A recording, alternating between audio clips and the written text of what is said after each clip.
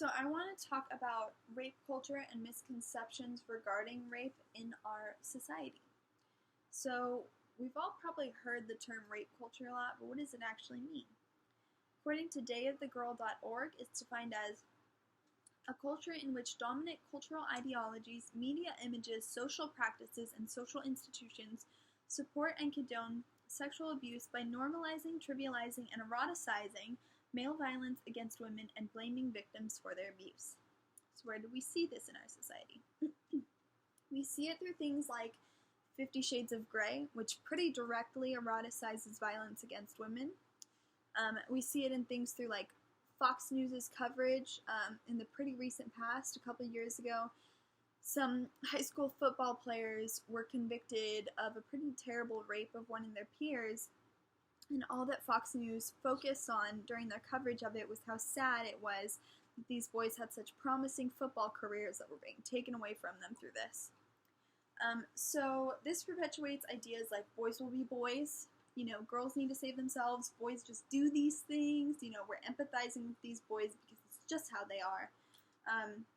So we're siding with the abuser, and then we're shaming and blaming the victim. And our society really loves to do this. So like, if a girl or a woman says that she's assaulted, what kinds of things do we say to her?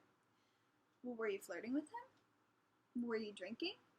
Well, why did you drink so much? Well, what were you wearing?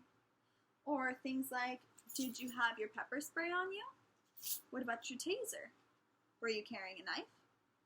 And then more recently, 4 male students from North Carolina University came up with the idea of date rape preventing nail polish. So the idea with this is that you put on the nail polish before you go out, and then you go to the bar and you stick your finger in your drink and you swirl it around.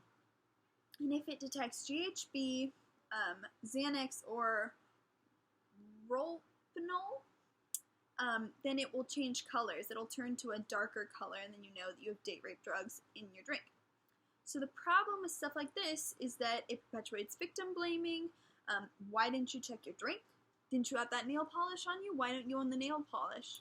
It also perpetuates the idea of the boogeyman, which says that rapists are these dark, creepy, scary, psychotic men hiding in corners of bars, putting things in women's drinks, and hiding in bushes, trying to get you when you get home, and they're these evil, psychotic creatures. Fact is, according to RAINN.org, 2 N's on RAINN, only 5% of rapists are confirmed to be psychotic at the time of the rape.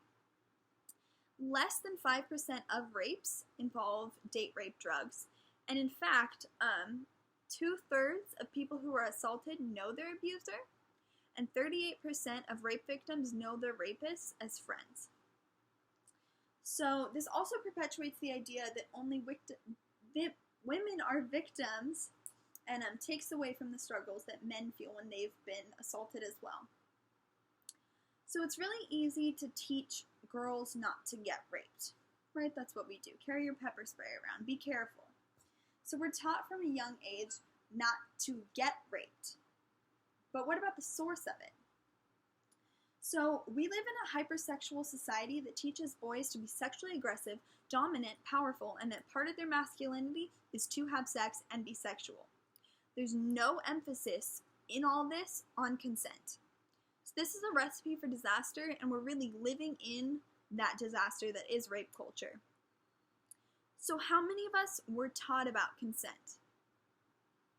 In an ideal world, we would teach about this in the family unit, the family institution. But I can say you should teach your kids things all day, and what does that really mean?